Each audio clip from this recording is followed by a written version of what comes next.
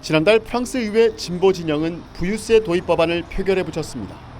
재산 1억 유로, 우리 돈 1,600억 원이 넘는 부자들에게 순자산 기준으로 매년 2%씩 세금을 걷는다는 내용입니다. 단순히 계산하면 순자산이 1,000억 원인 사람은 매년 20억 원을 세금으로 내야 한다는 겁니다.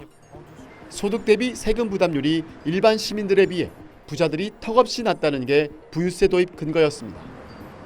부유세를 도입하면 연간 최대 348조 원의 세수를 더 걷어들일 수 있다고 주장했습니다. On peut, en allant chercher qu'une partie des cadeaux fiscaux plus riches accumulés depuis plusieurs années et sans toucher à ceux de la quasi-totalité des Français, récupérer près de... 부유세 도입은 보수 진영의 반대로 부결됐습니다. 부유세는 세수 증대 효과도 크지 않을 뿐만 아니라 오히려 부자 이민을 부추겨 일자리 감소와 경제 위축을 불러올 것이라는 게 이유였습니다. 증세 논란은 이뿐만이 아닙니다. 글로벌 플랫폼 기업들에게도 세금을 더 부과하려고 하고 있습니다. 현재 매출 기준 3%인 디지털세를 2배인 6%로 올려 내년부터 적용하자는 증세 법안입니다. 1조 원이 넘는 추가 세수가 발생한다는데 트럼프 미국 행정부의 반대를 뛰어넘어야 한다는 게 문제입니다. 관광객들을 대상으로 한 세금도 더 올리자고 주장하고 있습니다. 루브르 박물관 등 주요 관광지 입장료 인상이 내년부터 예정돼 있고 호텔 숙박세를 최대 2배 가까이 올리는 법안이 의회에 제출돼 있습니다. 올해 1분기 기준 누적 국가 부채가 5,500조 원에 달하는 프랑스. 올 상반기에만 재정 적자가 160조 원이 넘었습니다.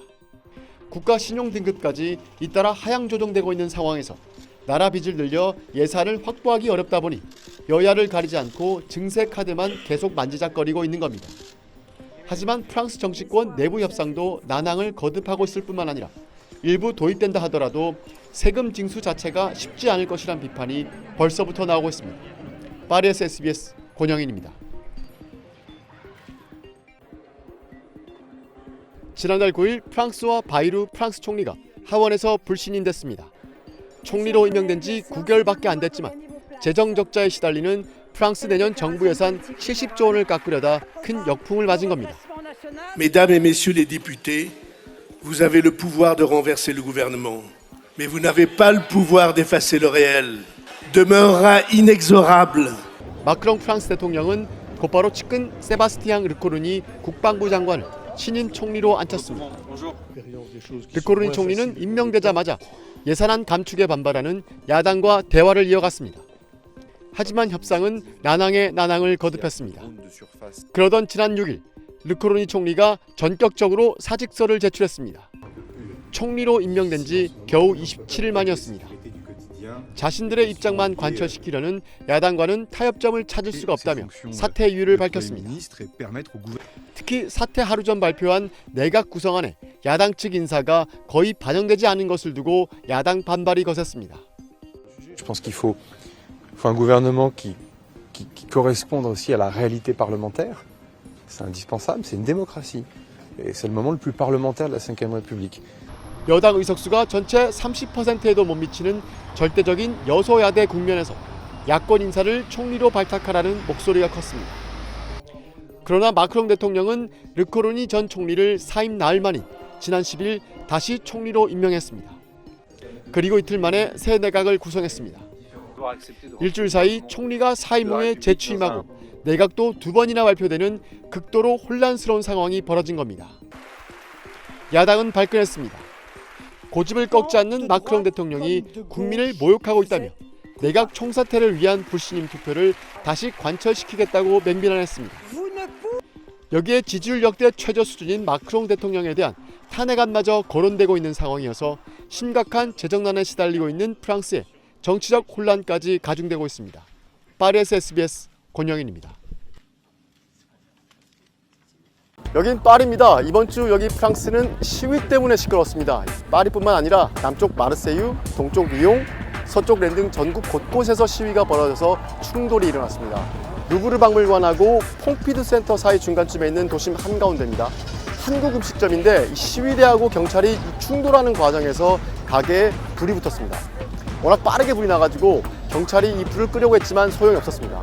다음날 제가 직접 현장에 가봤는데 테라스에 있던 테이블과 탁자는 완전히 불에 타버렸습니다. 지난 목요일에 전국에서 20만 명이 시위에 참여한 것으로 집계되고 있습니다. 프랑스는 시위가 일어나면 마트나 쇼핑시설 약탈로 이어지기도 합니다. 그래서 아예 이 유리창을 깨고 들어오지 못하도록 이 나무판으로 막아버리는 가게들도 많았습니다. 루브르 박물관과 오르세 미술관 같은 이 주요 관광지도 일부 문을 닫거나 완전히 폐쇄하는 곳도 있었습니다. 경찰은 전국에 8만 명을 투입을 했는데요. 목요일 하루 동안 500명이 현장에서 체포됐습니다. 시위대는 이번 시위를 이 모든 것을 멈추자라고 이름을 붙였습니다. 영어로는 Blocking Everything, 여기 프랑스 말로는 블로콩뚜라고 합니다. 그런데 왜 20만 명이나 참여하는 시위가 전국적으로 일어났을까? 먼저 이 인터넷 홈페이지 하나 보여드리겠습니다.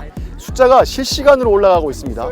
이건 프랑스 정부 빚이 실시간으로 얼마나 늘어나고 있는지 보여주는 겁니다. 숫자를 한번 세보겠습니다. 하나, 둘, 셋. 이 3초 만에 10,000유로 정도가 늘어납니다. 10,000유로면 우리 돈으로 1,500만 원 정도가 됩니다. 3초 만에 나라 빚이 1,500만 원이 늘어나고 있는 걸 보여주는 겁니다. 프랑스 정부는 올해 이 나라 빚이 시간당 1시간에 180억 원 정도 늘어나고 있다고 밝혔습니다. 프랑스 재정 적자는 유럽에서 가장 많았습니다. 올해 1분기 기준으로 국가 누적 부채는 5,461조 원입니다. 이걸 GDP 기준으로 해서 다른 나라들하고 이 상대 비교를 많이 합니다. 프랑스는 국가 부채가 GDP 대비 113%입니다. GDP보다 빚이 더 많다는 겁니다.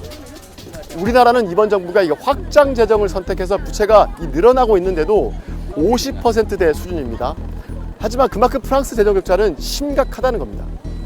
그래서 정부가 이 빚을 줄이려고 했는데 먼저 내년 예산을 애초 계획보다 66조 원 줄였습니다. 국방 예산을 빼고 나머지는 동결시켰습니다. 쓰는 건 이렇게 줄이고 세금 수입을 늘리려고 고민을 하다가 아이디어를 하나 냈습니다. 그게 뭐냐면 공휴일을 이틀 줄이자는 아이디어입니다.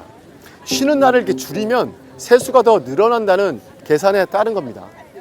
이 재정 위기설이 나올 만큼 프랑스 빚은 심각한데 이 시민들은 이 정부 제안에 발끈했습니다. 프랑스는 주 40시간이 아니라 주 35시간이 법정 근로시간입니다. 9 to 6가 아니라 10 to 6인 겁니다. 조금 덜 벌어도 여유 있게 사는 걸 굉장히 중요하는 게 프랑스 사람들인데 그래서 왜 우리한테 경제적으로 여유 있지도 않은데 부담을 더 주냐는 겁니다. 부유세, 법인세 등 이 돈 많이 버는 사람들한테 세금을 더 내라고 주장을 하고 있는 겁니다. 상황이 이러니까 야당도 압도적인 여론을 등에 업고 지난 월요일에 총리 불신임안을 가결시켜버렸습니다. 프랑스는 하원에서 총리 불신임안이 가결되면 내각이 총사퇴해야 됩니다. 헌법에 그렇게 되어 있습니다. 이 총리가 임명된 지 9개월밖에 안 됐는데 야당의 불신임안으로 바뀌게 된 겁니다. 그리고 마크롱 대통령이 역대 최저 수준의 지지율입니다. 여기에 18일에는 총파업이 예고되어 있습니다. 프랑스는 이렇게 나라 곳간이 비어가고 있는 매우 심각한 상황인데 이래저래 혼란만 커지고 해법은 찾기 어려운 상황으로 가고 있습니다. 지금까지 파리에서 전해드렸습니다.